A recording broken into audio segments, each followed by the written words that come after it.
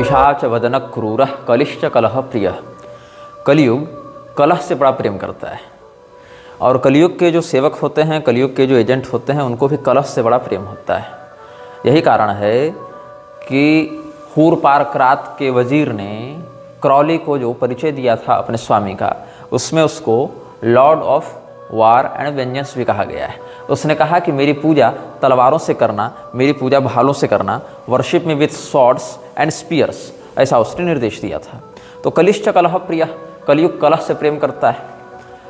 हमारे द्वारा दिए गए जो भी प्रमाण हैं उनमें अगर श्रद्धावनत दृष्टि से देखेंगे तभी बातें समझ में आएंगी। अश्रद्धालु व्यक्तियों के लिए उनमें जो संकेत है उसको समझना बड़ा कठिन हो जाता है। इसका एक छोटा सा उदाहरण मैं देता हूँ आपको। वराह पुराण से जो हमने आपको प्रमाण दिया लोहारगल तीर्थ के विषय में, जहाँ पर कहते हैं वराह भगवान कि स्थानम लोहारगलम नाम म्लेच्छराज समाश्रितम। कुछ लोगों ने इस प्रकार की बातें करना आरंभ किया है कि जहाँ पर ये प्रसंग है वहाँ पर म्लेच्छराजैः समावृतम यह पाठ प्राप्त होता है। यहाँ पर म्लेच्छ राजाओं के द्वारा उस स्थान का आश्रय लिया गया, मात्र इतना अर्थ है। और हम जो बता रहे हैं म्लेच्छराज नामक किसी पैशाचिक शक्ति के बारे में, उसका यहाँ कोई संबंध नहीं है। वो पैशाचिक शक्ति मेरी कल्पना है, इस प्रकार का आरोप कुछ लोग लगा रहे थे।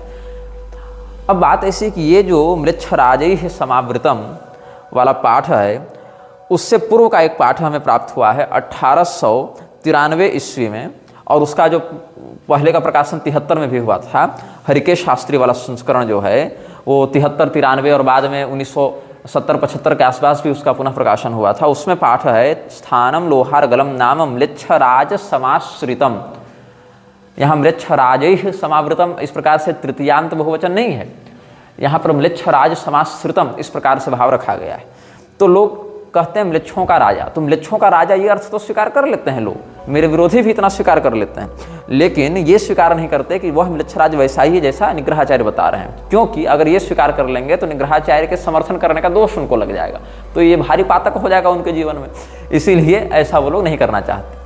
लेकिन जहाँ पर इतने भविष्य पुराण, विष्णु पुराण इत्यादि के प्रमाणों का समन्वय करके कल्कि पुराण और वराह पुराण इत्यादि से हमने आपको सब कुछ बताया, युग पुराण इत्यादि के आश्रय से भी, इतने बातों को ये सब नकार देना चाहते हैं।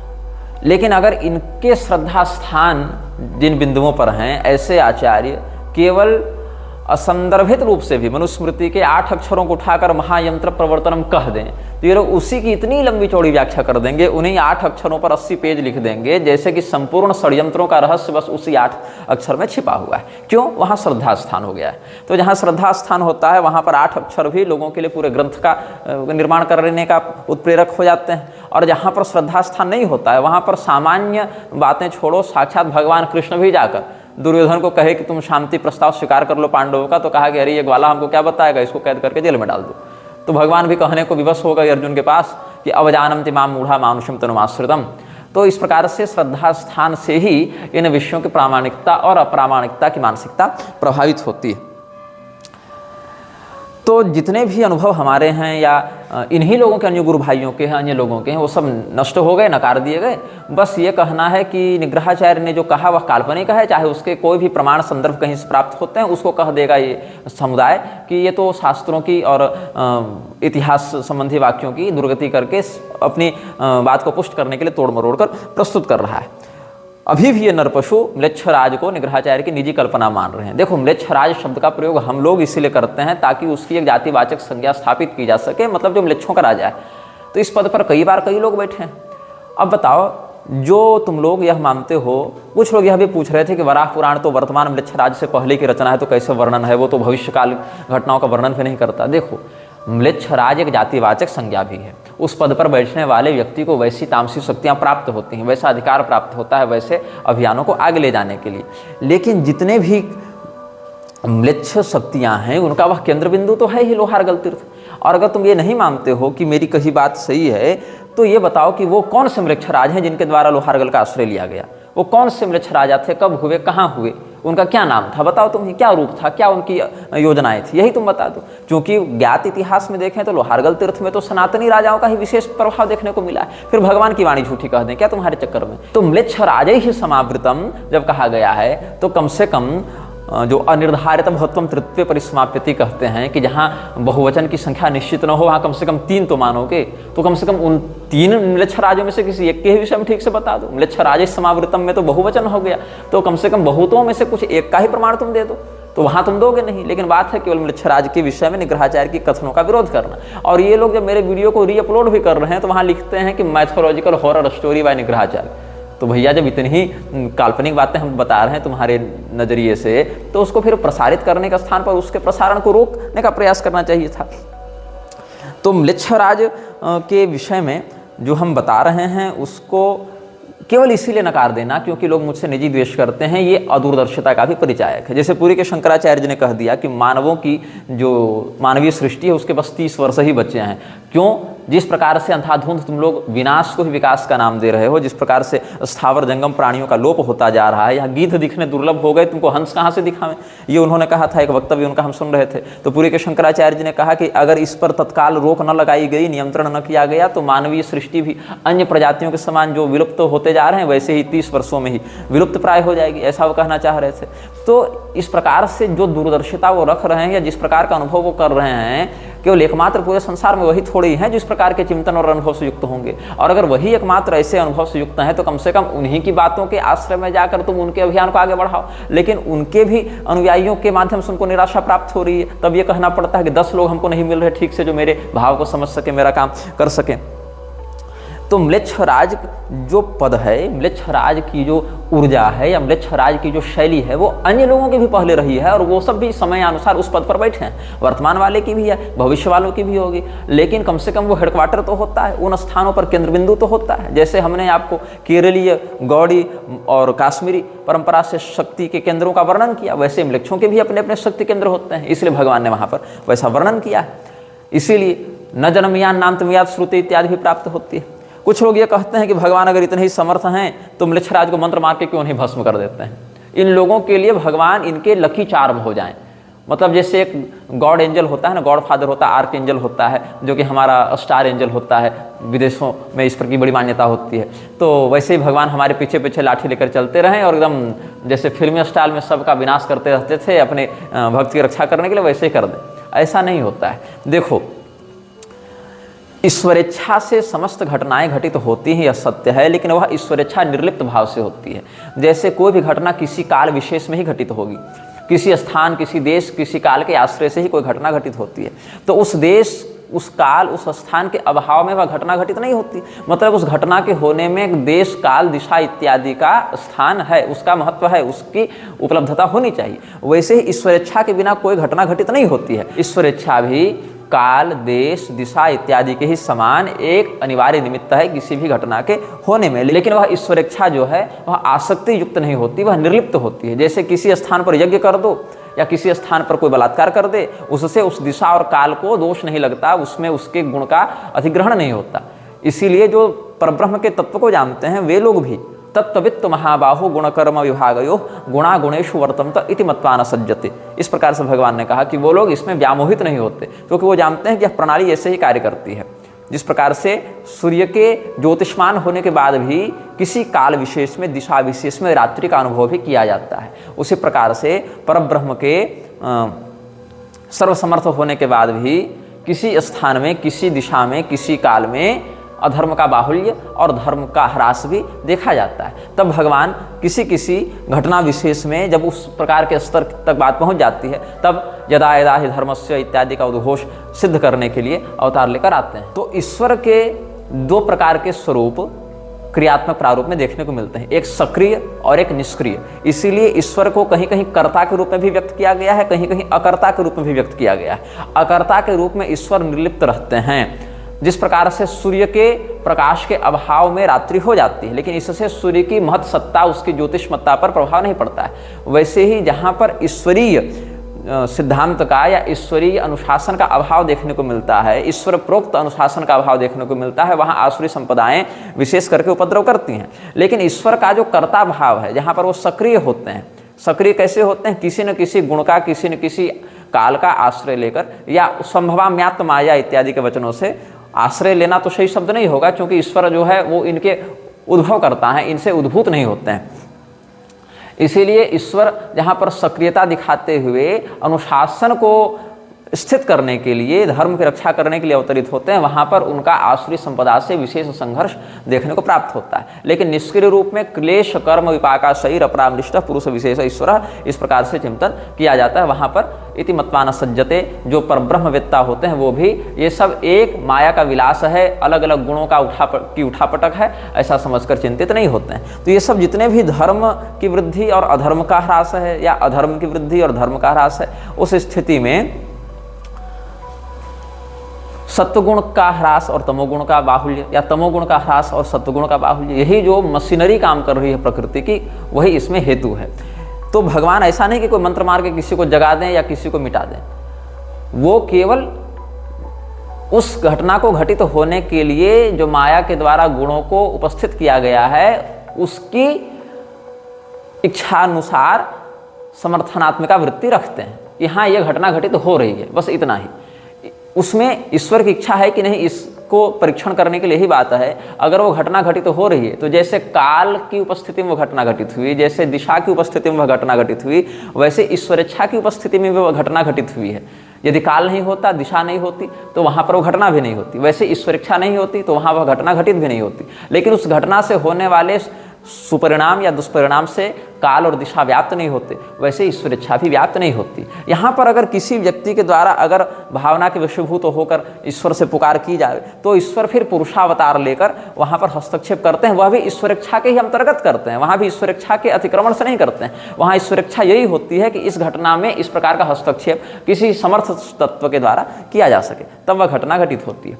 इस संसार में सनातन धर्म और उसके विरोधी मजहबों को देखने के 3 दृष्टिकोण अभी चल रहे हैं। एक जो पॉलिटिकल करेक्टनेस के अनुसार लोग कहते हैं, उसमें क्या बात होती है, कहते हैं कि राम, कृष्ण, शिव, दुर्गा, अल्लाह, यहोवा, गॉड, ये सब एक ही हैं। कोई परम सत्ता है जिसको अलग अलग लोगों ने अलग अलग नाम से अभिव्यक्त किया है।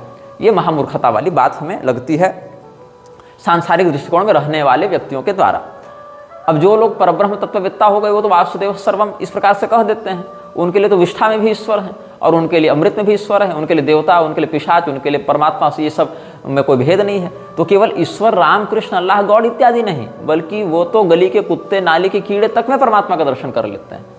केवल आराध्य और आराधक के भाव से नहीं, वहाँ तो फिर कोई भी प्रकार का भेद रहता ही नहीं है। सर्वम विष्णुमयम जगत, इस प्रकार से वो चिंतन करते हैं। लेकिन जो लोग सांसारिक व्यामोह में फंसे हैं, वो लोग भी जब इस प्रकार से सरलीकरण कर देते हैं आराध्य तत्वों का, तब ये अशास्त्रीय बात हो जाती है। एक दूसरा पक्ष यह है जो मानता है कि केवल सनातन धर्म ही जिस बात को वर्णित करता है वही एकमात्र सत्य है। इसके अलावा जो मतांतर हैं, वहाँ जो जिन्न, भूत, प्रेत, पिशाच, अल्लाह, गॉड इत्यादि की बातें कही गई, वो सब काल्पनिक हैं, उनका कोई अस्तित्व नहीं है। ये तो उपद्रवियों ने अपने अपने ठेकेदारी उठा रखी है इन बातों को प्रसारित करने के लिए। कुछ लोग ये होते हैं जो मानते हैं कि संसार में जो दिव्य संपदा है और जो आसुरी संपदा है, वो दोनों विद्यमान हैं, और जिस प्रकार के बाहुल्य अन्य सभ्यताओं में देखने को मिलते हैं, अन्य समुदायों में देखने को मिलते हैं, जिस प्रकार का प्रगल्भ वार्धक्य या जिस प्रकार का पराक्रम या जिस प्रकार की बढ़ोतरी उनमें देखने को मिलती है, उसके पीछे भी कोई ना कोई ऊर्जा तो कार्य कर ही रही है।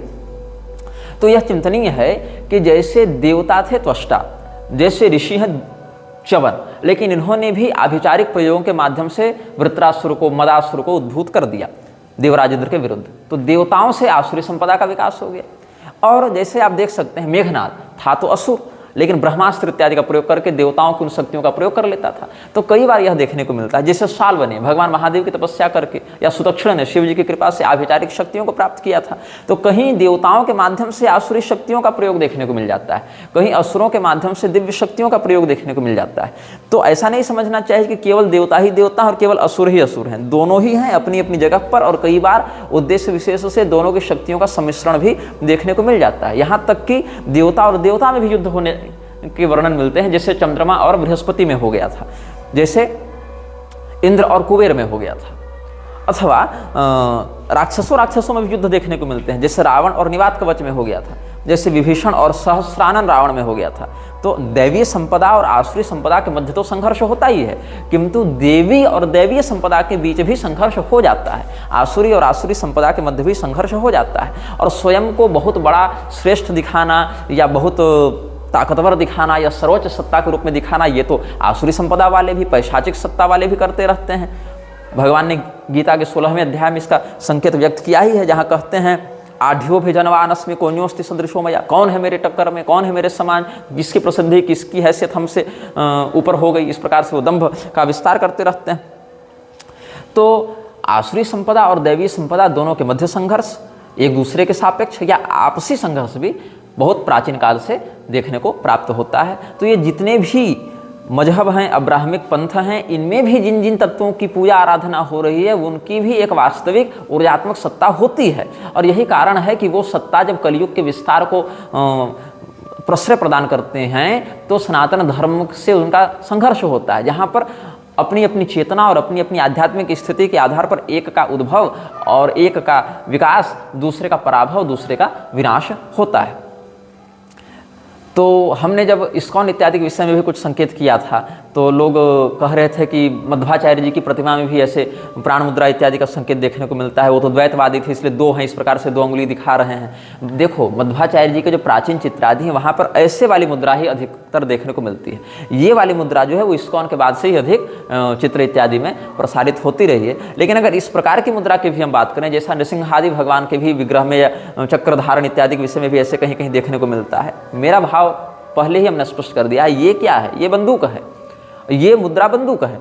अब आतंकवादी के हाथ में बंदूक है कि पुलिस के हाथ में बंदूक है, बस इसी का सारा खेल है। अधिकारी के हाथ में जो है सुरक्षित व्यक्ति महसूस करेगा, और जो अनधिकारी के हाथ में लाठी भी चली जाए तो लोग आतंकित अनुभव करते हैं। तो जो मनुष्य अपने ध्यान ऊर्जा को, अपनी मुद्राओं को सकारात्मक रीति से अधिकृत होकर प्रयोग करता है, उसको विशिष्ट सुकृत का फल प्राप्त होता है। अन्य लोगों के माध्यम से वही किया जाए तो उसका नकारात्मक फल प्राप्त होता है। म्लेच्छराज जैसी जो शक्तियाँ होती हैं, उस प्रकार की जो पैशाचिक शक्तियाँ होती हैं, वो शेप शिफ्टिंग का भी काम करती हैं। वो अपने रूप को बार बार परिवर्तित करने का भी काम करती हैं कि कभी जैसे धुंधकारी का हमने उदाहरण दिया था, क्वचिन में सक्रिन में शुक्रिन हस्ती, तो कई बार वो भेड़ा बन जावे, कभी हाथी बन जावे, कभी पुरुष बन जावे। महिषासुर भी इस प्रकार से अपने अलग अलग रूप को बदलता था। राक्षस भी अलग अलग रूप को धारण करके युद्ध इत्यादि करते ही थे काम रूप होने से। तो कई बार गधे के समान मुखाकृति वाला, कई बार बाज के समान मुखाकृति वाला स्वरूप धारण करके ये सब लोगों को भ्रमित करते हैं। अब यहाँ पर कोई व्यक्ति हैं जिन्होंने कमेंट किया था, जिन्होंने कहा कि जब उन्होंने टेरेसा वाला विषय मेरे वीडियो में देखा और वो सब जो देखे थे उन्होंने इंटरव्यू, तो उन्होंने कहा कि एक फिल्म भी आई थी हेरेडिटरी के नाम से। In that film the grandma is involved in some cult of Solomon who takes on a male body but uses a female soul as vessel. वो एक फिल्म आई थी हेरेडिटरी, जिसमें कोई दादी है जो ऐसी किसी गिरोह की सदस्य थी, सुलेमान के किसी गिरोह की सदस्य थी, जो किसी पुरुष का आश्रय लेकर आता था, लेकिन वो किसी महिला को अपने वैसल के रूप में प्रयोग करता था। और म्लेच्छराज के नियमों को अगर आप ध्यान से सुनेंगे तो वहाँ पर भी फीमेल बॉडी को वैसल के रूप में बताया गया है। अब जैसे खाब और खू इत्यादि के विषय में जो हम बता रहे थे पिछले अनुभाग में, खाब और खू जो है प्रकाश को और सितारे को कहते हैं। लेकिन आप प्रथम अध्याय के तीसरे नियम को पढ़ेंगे तो पता चलेगा वहाँ प्रकाश और सितारा कौन है। सितारा तो नर और मादा है, और प्रकाश उसके अंदर जो बिहोल्डर ऑफ लाइट है वो स्वयं म्लेच्छराज है। तो वहाँ पर केवल सितारे और प्रकाश की बात नहीं है, शब्द कहीं और जाते हैं, उनका संकेत कहीं और जाता है। The whole cult thing and how so many people are involved is very similar to what you are seeing and the rule in which Mlechharaj says that you achieve to put his house above your secondary house is exactly shown in the movie as the women is in the cult haven't told her daughter and her daughter's family that she is in the cult. Later on she destroys her daughter's family and uses their children for summoning King Solomon. तो ये सब जो शक्तियां हैं आज भी देखें, जो इस्लामी तंत्र के साधक होते हैं, भूत प्रेत भगाने के लिए आयतुल कुर्सी इत्यादि का प्रयोग करते हैं, वो सब क्या है? पैशाचिक भाषाओं के ऐसे शब्द विन्यास जो किसी विशेष ऊर्जा को उत्प्रेरित करते हैं, उससे किसी प्रभाव को जन्म देते हैं। और शक्तिशाली वर्ण समूह ही शब्द कहलाता है। किसी विशेष अर्थ को प्रकाशित करने वाला, किसी विशेष परिणाम को प्रकाशित करने वाला जो वर्ण समूह है वही शब्द हो जाता है। और अलग अलग सभ्यताओं में अलग अलग भाषाओं के माध्यम से, अलग अलग शब्दों के माध्यम से अलग अलग ऊर्जाओं को उत्प्रेरित किया जाता है। तो म्लेच्छराज की रणनीतियाँ तो युद्ध में काम आती ही हैं। आती ही थी। अब हालांकि अभी लड़ाई के मायने बदल गए हैं, अभी तो बायोलॉजिकल वार भी हो गया है, अभी तो सॉफ्टवेयर वार भी हो गया है, अभी तो अलग अलग प्रकार के कूटनीतिक वार भी हो गए हैं, जिस प्रकार की सभ्यता और तकनीक का विकास हो रहा है। लेकिन जिस समय इतना विकास नहीं हुआ था इन माध्यमों में, उस समय भी कुछ नीतियाँ होती थी जो आज भी कई मामलों में प्रासंगिक हैं। उस विषय में भी हम चर्चा कर रहे हैं और कुछ अनुभागों में कर चुके हैं, आगे भी कुछ अनुभागों में हम चर्चा करेंगे।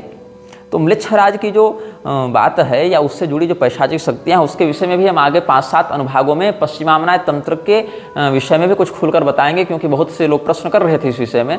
तो जितने भी प्रकार के ये सब अन्य मजहबों में शक्तियाँ होती हैं जिनकी चर्चा होती है, उससे बहुत ज़्यादा प्रभावित उनका जीवन रहता है। आप यहाँ घर में बैठे बैठे न सोचें, विदेशों में बहुत से ऐसे मामले हैं जहाँ ऐसे डीमंस, ऐसे पिशाच आते हैं, उनको प्रोसेस करते हैं, वहाँ पर उठापटक होते हैं। बहुत से आपको डॉक्यूमेंट्रीज मिल जाएंगी, बहुत सी सच्ची घटनाओं के इंटरव्यूज मिल जाएंगे, बहुत से लिखित दस्तावेज मिल जाएंगे, ऐसे रिकॉर्ड्स मिल जाएंगे आपको जहाँ पर ऐसे इंसिडेंट्स दर्ज किए गए हैं। तो ऐसे केवल सोचने से या मनोविकार से ये सब नहीं होता है, बहुत कुछ उसमें अतृप्त इच्छाएं होती हैं, क्योंकि वो तो ऐसे भी अशुचि देश है, वहाँ पर शौचाचार का पालन नहीं होता है, अंतिम संस्कार विधिवत नहीं होता है, तो पवित्रता नहीं होती है। तो वहाँ पर तो इन शक्तियों का और अधिक बाहुल्य होता है, अधिक ये सब सक्रिय हो जाती हैं। वहाँ यज्ञ भूमि नहीं है, वहाँ पर देवताओं को आज भाग प्राप्त नहीं होता है, तो वहाँ पर ऐसी शक्तियों को विशेष प्रश्रय मिलता है, उनको फलने फूलने का विशेष अवसर प्राप्त होता है। तो वहाँ पर ऐसी शक्तियों का अनुभव विशेष करके किया जाता है। तो उन सभ्यताओं के जो शब्द हैं, उन शब्दों में रचित जो वर्ण विन्यास हैं, उन मंत्रों के माध्यम से कह दें या उन गीतों के माध्यम से या समनिंग जो उनकी होती हैं उन शैतानों की, उनके माध्यम से लोग बुलाते हैं। तो सारी सत्ताएं हैं विश्व में, अलग अलग सत्ताओं ने उन सभ्यताओं को प्रभावित किया है। उनके नाम बदल जाते हैं अलग अलग स्थानों पर, कहीं पर परी कह दो, कहीं हूर कह दो, कहीं यक्षिणी कह देते हैं अलग अलग प्रजातियों में, कहीं जिन्नात कहते हैं उसकी अलग प्रजाति में, लेकिन उनका वास्तविक अस्तित्व होता है और वो वास्तव में प्रभावित करते हैं लोगों के जीवन को, उन सभ्यताओं से संबंधित लोगों को प्रभावित करते हैं। लेकिन टकराहट की जहाँ तक बात है, तो सनातन धर्म के सिद्धांत में जो दैवी संपदा है और जो आसुरी संपदा है, इनका संघर्ष प्राचीन है। और यही आसुरी संपदा कलयुग को बढ़ाने के लिए ऐसी क्षुद्र शक्तियों का, ऐसी तामसिक शक्तियों का आश्रय लेती है, जिसमें वर्तमान में हमारा जो लक्ष्य है वह म्लेच्छराज नाम की एक सत्ता है, जो एक ही शरीर में रहने वाले 2 पिशाचों की बात है। और उसके विषय में जो अनुभव हमारे हैं और हमारे सुहृदों के हैं और जो अध्ययन हमारा है, उसके विषय में हम आपको अपने सामर्थ्य की सीमा में आलोकित कर रहे हैं।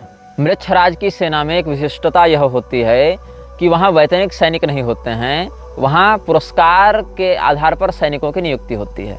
मतलब लूट के माल में हिस्सा, वैतनिक सैनिक की सैलरी फिक्स होती है, इसलिए वो व्यक्ति सीधे सीधे उतने तत्परता से काम नहीं कर पाता, क्योंकि उसको पता है कि हम कितना भी परिश्रम करें हमको मिलना इतना ही है। लेकिन जहाँ कमीशन बेस्ड होती है, जहाँ लूट के माल में हिस्सा होता है, और इस काम का प्रयोग इस्लाम के विस्तार में बहुत किया गया है, इस योजना का प्रयोग। और म्लेच्छराज के माध्यम से जहाँ भीषण नरसंहार किया गया, वहाँ इस्लामी तलवारों ने इसी का प्रयोग किया है। वहाँ वैतनिक सैनिक नहीं होते थे, वहाँ होता था कि तुम यहाँ पर आक्रमण करो, जीतो, लूट के माल में तुमको तुम्हारे काम के अनुसार हिस्सा मिलेगा।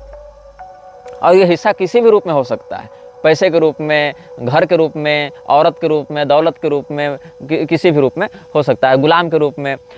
तो जो बड़े बड़े अनुयायी होते हैं म्लेच्छराज के, वो कमीशन बेस्ड होते हैं, पेमेंट बेस्ड नहीं होते हैं, मतलब सैलरी बेस्ड नहीं होते हैं। छोटे छोटे वो सैलरी पर रखते हैं अपने सैनिकों को। अलग अलग देशों की सेनाएं भी जो हैं वो वैतनिक सैनिक रखती हैं, लेकिन जो उसके नायक होते हैं वो वैतनिक नहीं होते, वो लूट के माल में हिस्सा रखने वाले होते हैं। ये सब बहुत सामान्य शब्दों का हम प्रयोग कर रहे हैं। यहाँ लूट के माल का हिस्सा ये नहीं कि 1000 रुपया 2000 रुपया, ये खरबों में जाते हैं, ये हिस्से खरबों में जाते हैं, अरबों में भी नहीं, खरबों में जाते हैं। तो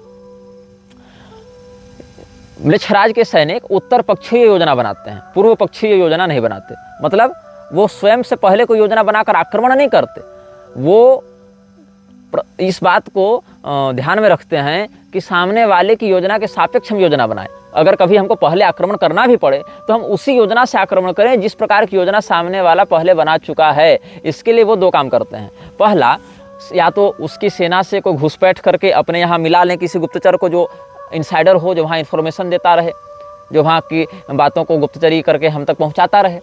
या फिर अपने दुश्मन के खेमे में अफवाह उड़ाते हैं, दुश्मन के विषय में, तुम्हारे सैन्य शक्ति के विषय में, तुम्हारे राजनीतिज्ञता के विषय में अफवाह उड़ती है। तो वहाँ जनता की जो प्रतिक्रिया होती है या विपक्षी सैनिकों के मध्य जो प्रतिक्रिया होती है, उससे ये लोग निर्णय लेते हैं कि ये सामने वाले में एकता कितनी है और सामने वाले के पास संसाधन कितने हैं।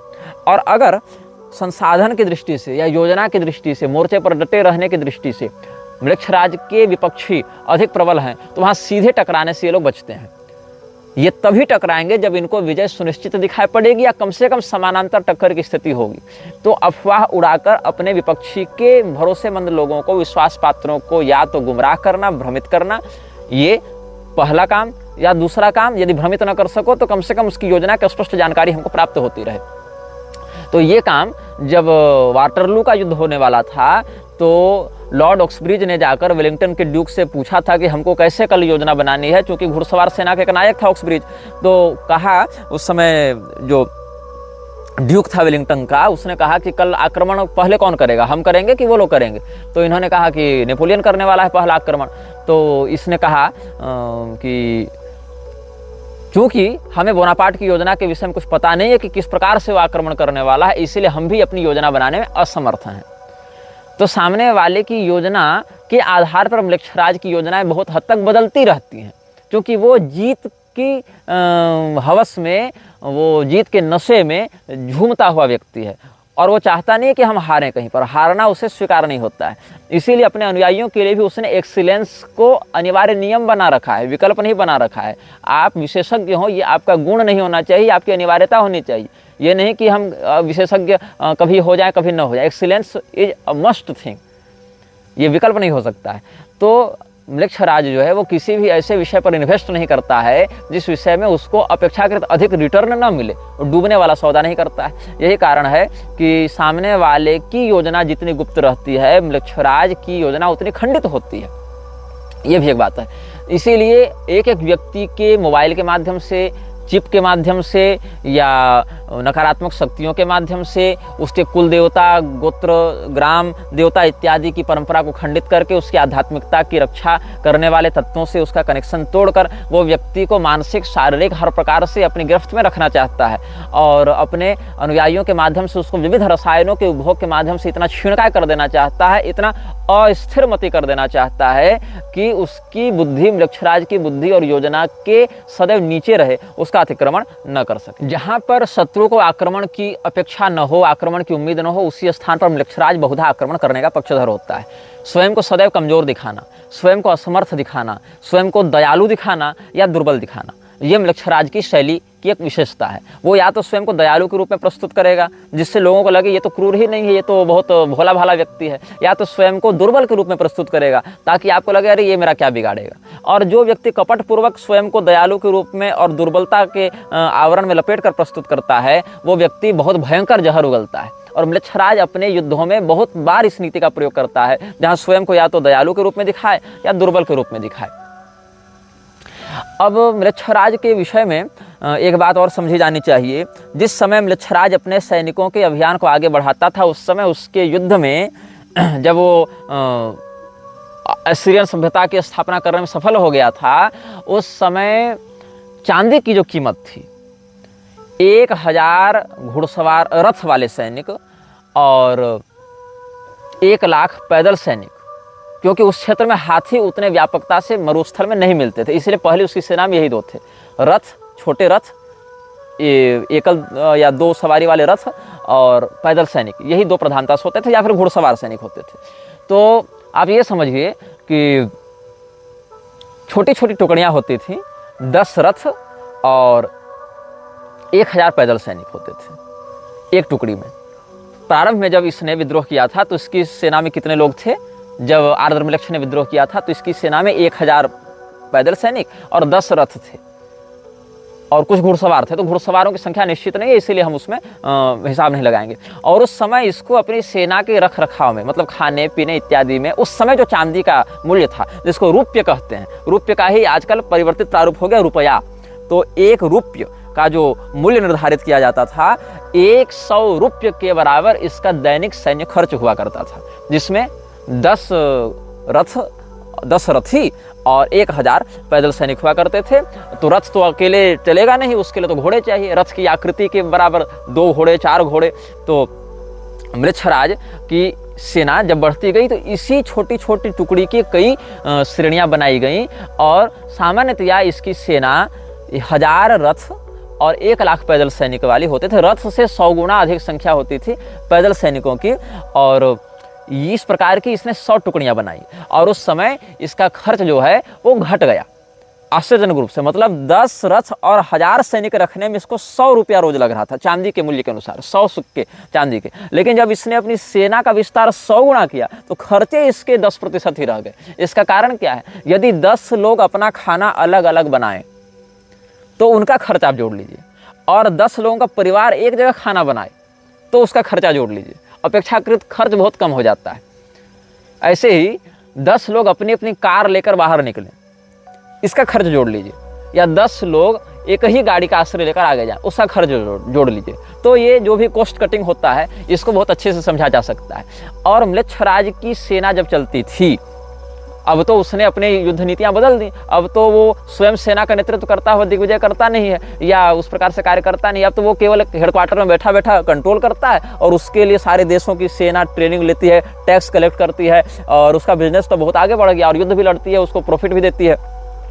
और म्लेच्छराज कोई पैसे का तो है नहीं भूखा कि हम जो है सो यहाँ से इतना कमीशन आ जावे, इतना चंदा आ जावे, इतना इस ठेकेदारी में कमीशन मिल जावे और हम वैभवशाली हो जाएं। उसकी शक्तियाँ तो पैशाचिक तत्वों से प्रेरित हैं, इसीलिए वो वैसे वैभव का उपभोग करता है। तो जो म्लेच्छराज की सेना चलती थी उस समय उसके पास अन्न का इतना भंडार होता था कि वो 1000 कोस तक की यात्रा कर सके। आज की स्थिति में देखें तो लगभग 3-3.5 किलोमीटर तक उसके सैनिक बिना अन्न जल के अभाव के ही चल सकें। जल इत्यादि तो प्राप्त हो जाएंगे, लेकिन अन्न के अभाव के बिना ही चल सकें, इतना भंडार उसके पास होता था। और उसकी सेना को एक बार जब कहीं यात्रा के लिए भेजा जाता था तो एक टुकड़ी जाती थी अन्न लेकर, एक टुकड़ी युद्ध करने के लिए जाती थी 2 विभागों में, और अन्न इतना होता था जिसको एक बार रिफिल किया जा सके। उसके बाद रिफिलमेंट उसको नहीं मिलती थी, उसको वहीं से युद्ध क्षेत्र से ही अपने शत्रु के संसाधनों को छीन कर ही अपने लिए प्रबंध करना पड़ता था। मतलब आपको 1 रोटी दे दी गई, 1 रोटी और दी जाएगी, तीसरी रोटी आपको कंपनी की ओर से नहीं मिलेगी, तीसरी रोटी का प्रबंध आपको दुश्मन की रसोई से करना है, ये नीति होती थी। तो सेना के बढ़ने के साथ इसके खर्चे नहीं बढ़े, इसकी कॉस्ट कटिंग हो गई। खर्चे कब बढ़ते हैं? जब सैनिक मरते हैं नई बहाली चाहिए, हथियार मंद पड़ते हैं नए हथियार चाहिए, हाथी घोड़े मरे उनको नया करना है। तो इस स्थिति में जो युद्ध के खर्चे हैं वो बढ़ते थे। लेकिन युद्ध के खर्चे खाली खजाने से नहीं पूरे किए जा सकते, और खजाने जो हैं वो या तो टैक्स से भरे जाएंगे या तो लूट से भरे जाएंगे। टैक्स के लिए कि विधिवत अर्थव्यवस्था और जमता चाहिए, जो कि मरुस्थल में उतने अच्छे माध्यम से संपन्नता से उपलब्ध नहीं थी। तो इन्होंने लूटना प्रारंभ किया और लूट के माध्यम से अपनी सेना के खर्चे को पूरा करते थे। ये युद्ध की तैयारी में ये लोग बहुत ध्यान से करते थे, और इसी के कारण इनका अभियान सफल भी होता रहा। अब इसमें पुरस्कृत करने की नीति कैसे होती थी? जैसे किसी सैनिक ने, म्लेच्छराज के किसी सैनिक ने दुश्मन के एक रथ पर कब्जा किया तो उसको जितना इनाम मिलेगा उससे 20 गुना इनाम उस व्यक्ति को मिलेगा जिसने खाद्यान्न से भरे रथ पर कब्जा किया। मतलब खाद्यान्न से भरी कोई गाड़ी पर उसने कब्जा किया है तो उसको जितना इनाम मिलेगा उससे 20 गुना कम इनाम मिलेगा उस व्यक्ति को जिसने हथियारों से भरी गाड़ी पर या युद्ध में प्रयोग होने वाले रथ पर कब्जा किया है। क्योंकि हथियार से अधिक महत्व होता है अन्न का।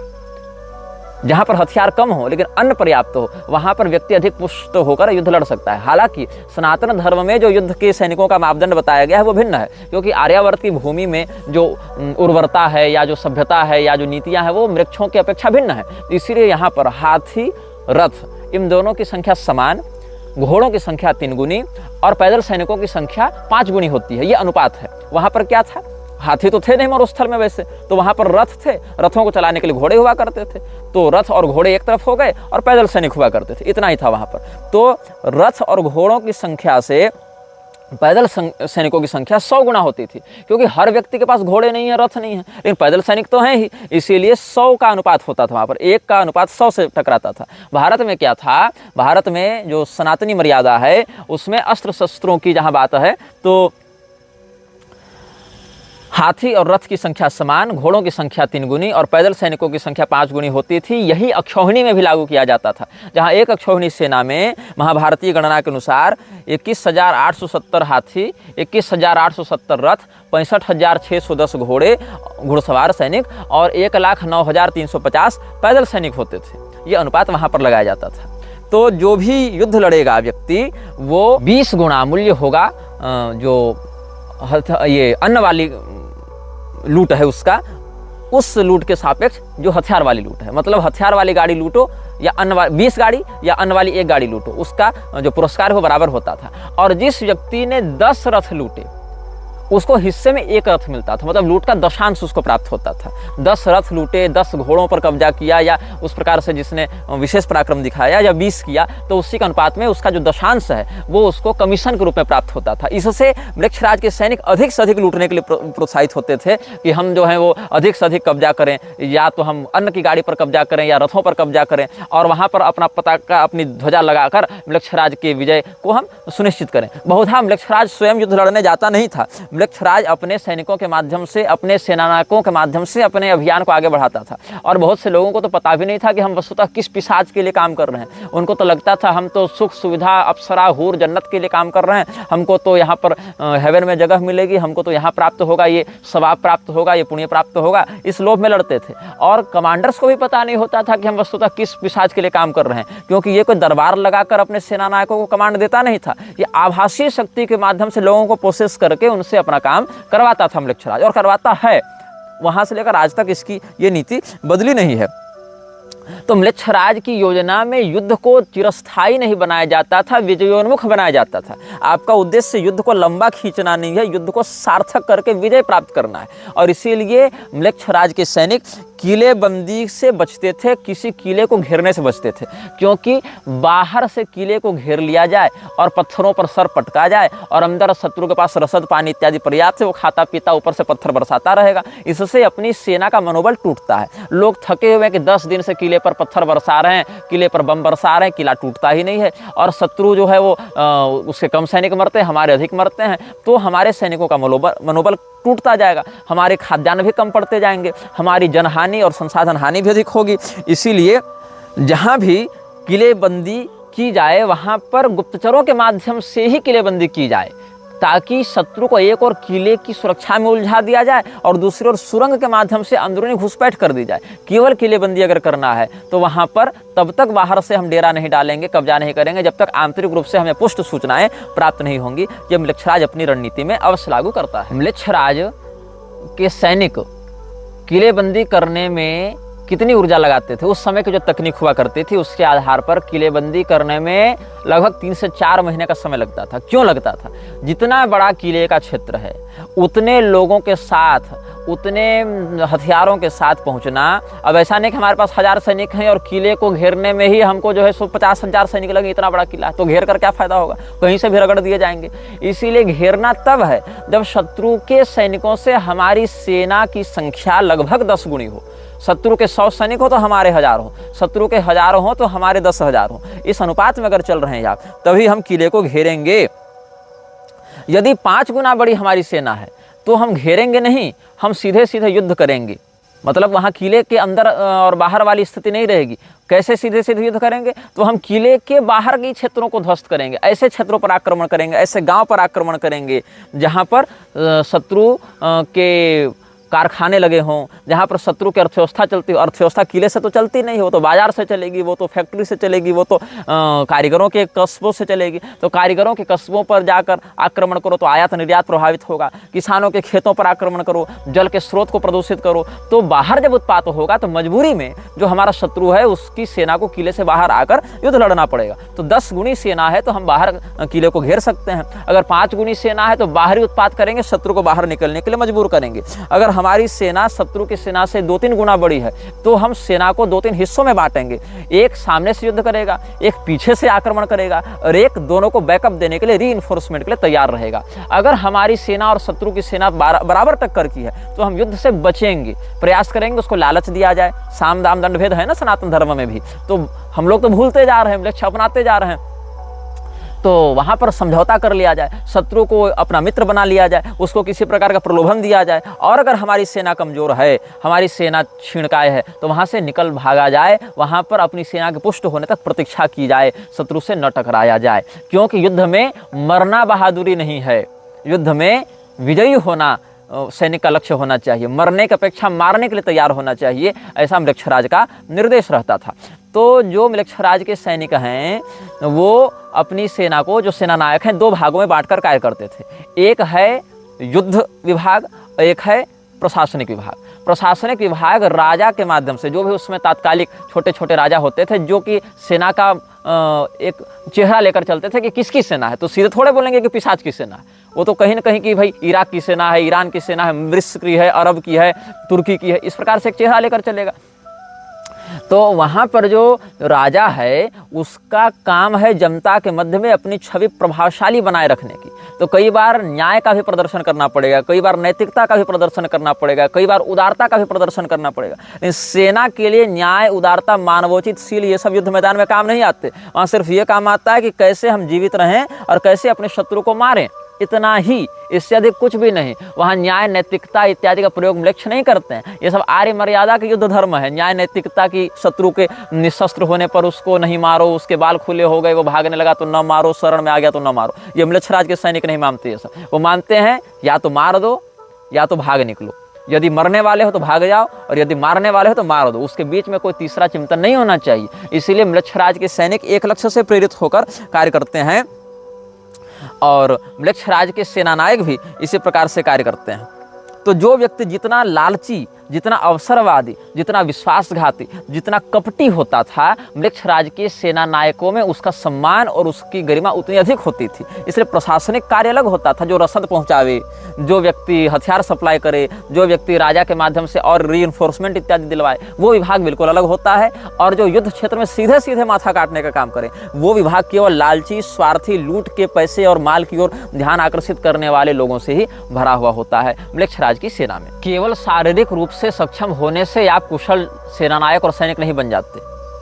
वू हो नाम का एक व्यक्ति था चीन में, जो 160 किलो तक के पत्थर को बड़ी सरलता से उठा लेता था। एक लीशु नाम का एक व्यक्ति हुआ करता था, उसकी दृष्टि इतनी तीव्र होती थी कि अगर 100 फीट भी दूर कोई राई का दाना रखा हुआ है, इतना सूक्ष्म वो देख लेता था। लेकिन क्या ये प्रसिद्ध योद्धा के रूप में हो पाए? इतना शारीरिक बल होने के कारण, दृष्टि इत्यादि इतनी प्रखर होने के कारण भी, बाद भी ये लोग अच्छे सेना नायक के रूप में थोड़े ख्यापित हो पाए। क्योंकि सेना नायक होना या अच्छा सैनिक होना केवल शारीरिक रूप से प्रबल होने पर या मांसपेशियां तगड़ी हैं या नज़र और कान बढ़िया हैं, इससे निर्धारित नहीं होता है।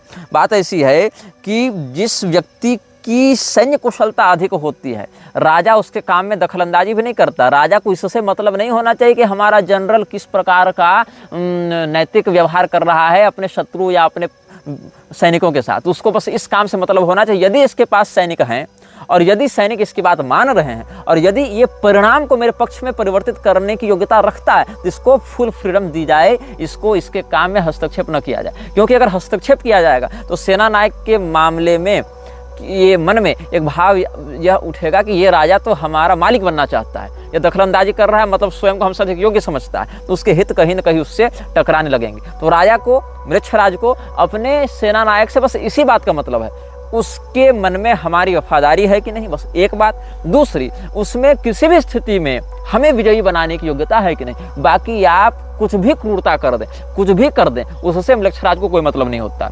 आप यदि म्लेच्छराज के प्रति वफादार हैं और यदि आप में उसके अभियान को विजय में परिवर्तित करने का सामर्थ्य है, तो आप एक कुशल सेना नायक हैं उसके लिए, और कुछ नहीं। इसीलिए जो व्यक्ति स्वयं के विषय में और अपने शत्रु के विषय में स्पष्टता से जानता है, वही इस प्रकार के योग्यता को भी धारण करता है कि विजयी हो सके।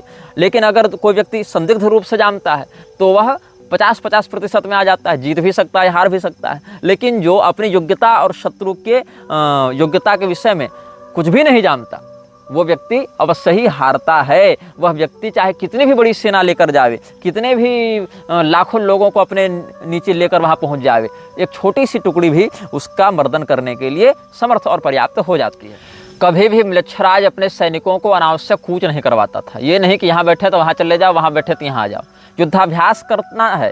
युद्ध में यदि अभ्यास का अभाव रहेगा तो आप प्रमादी हो जाएंगे और आप खून इत्यादि देखकर विचलित हो जाएंगे, मार काट और उस माहौल में जिसको बदहवास हो जाना कहते हैं वो हो जाएंगे, आप तुरंत वहाँ पर घबरा जाएंगे। इसलिए युद्धाभ्यास तो करते थे ये लोग, और युद्धाभ्यास को बनाए रखने के लिए बहुत से ऐसे रिचुअल्स किए गए हैं म्लेच्छराज के द्वारा, जिसमें छोटे छोटे बच्चों की बलि देना है, और जिस पशु को आप बचपन से पालते हैं उसकी बलि देना है, और जिस बच्चे को आपने जन्म दिया उसे भी खा जाना है। इस प्रकार से मन को इतना अधिक क्रूर और पिशाच के समान बनाए रखा जाता है म्लेच्छराज के द्वारा कि समय आने पर वो बड़े बड़े युद्धों में हिचकिचाए नहीं।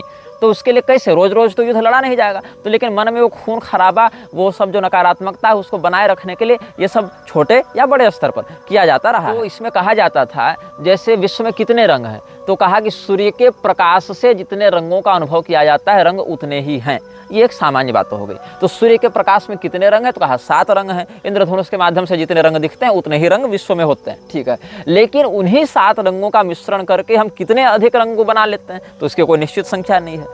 षड्रस हैं, व्यंजन शास्त्र में रस कितने हैं, 6 रस हैं, लेकिन उन्हीं 6 रसों का ही सम्मिश्रण कर करके हम और कितने रस बना लेते हैं, कोई ये निश्चित संख्या नहीं है। संगीत में देखिए स्वर कितने हैं, तो 7 स्वर हैं, लेकिन उन्हीं का विविध प्रकार के सम्मिश्रण और प्रयोग से हम कितने रागों की रचना कर लेते हैं, तो बोले इसकी भी निश्चित संख्या नहीं है। मानवीय दृष्टि से संख्या हो भी जाए तो दिव्य संगीत में जो देवर्षि नारद ने प्राप्त किया है संगीत शास्त्र, उसमें तो लाखों राग रागिनियां हैं। तो इसीलिए जो हमारा संसाधन है वो सीमित भले होता है, लेकिन उसके सम्मिश्रण से, उसके व्यापक प्रयोग से हम उसके अनंत गुणित प्रभाव को भी अभिव्यक्त कर देते हैं। तो म्लेच्छराज के सैनिक भी सीमित हथियार, सीमित योजना, सीमित संसाधनों का भी ऐसा व्यूहबद्ध प्रयोग करते थे या करते हैं जिससे उसकी सेना का जो प्रभाव है, उसके द्वारा प्राप्त होने वाला जो परिणाम है वो अद्भुत और कई गुणित हो जाता है। इस योजना का एक और प्रारूप समझा जा सकता है कि शत्रु के सामने अपनी सेना के सबसे कमजोर पहलू को प्रदर्शित करने की योजना म्लेच्छराज की रहती है।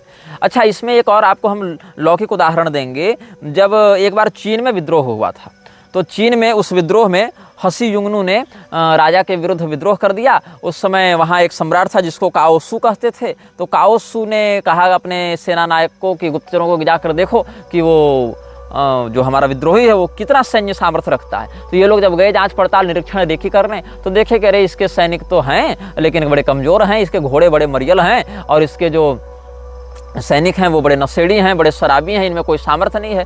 तो ये सब आकर रिपोर्ट किए कि महाराज वो विद्रोह कर लिया है जनाधार के आधार पर, लेकिन सैन्य सत्ता उसकी ठीक नहीं है। क्योंकि विद्रोही ने क्या किया था, अपने वास्तविक जो योद्धा थे उसके, जो कर्मठ सेना नायक थे उसके, और जो उसके ताकतवर मजबूत घोड़े थे, अच्छे तीरंदाज थे, वो सारे तीरंदाज को इसने छिपा कर रखा था, विखंडित विकेंद्रीकृत रखा था। वो सब घोड़ों को इसने युद्ध से बाहर वाले क्षेत्रों में छिपा कर रखा हुआ था। जहां उसका मुख्यालय था वहां रखा नहीं था। युद्धाभ्यास के लिए जिन सैनिकों को लगाकर खड़ा किया गया था वो सब नाटक करते थे युद्ध के अभ्यास में। उनके तलवार कमजोर थे, उनके जो तीरंदाज थे वो जब युद्धाभ्यास करते थे तो 10 तीर मारे, 1 तीर निशाने पर लगे।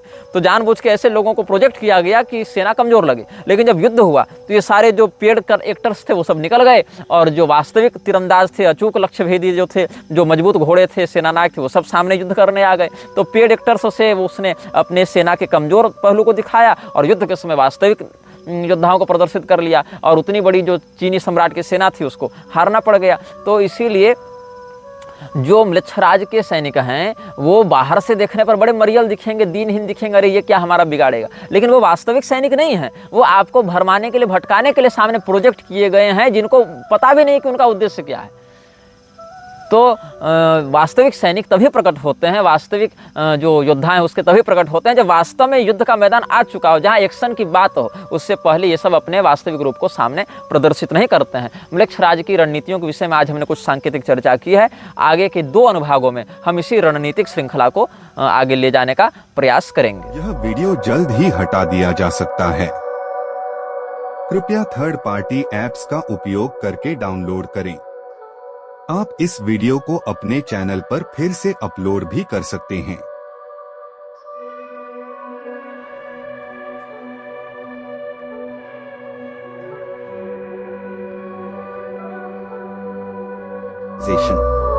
This video may get deleted soon.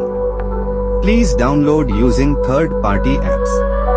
You may also re-upload this video on your channels. Thank you.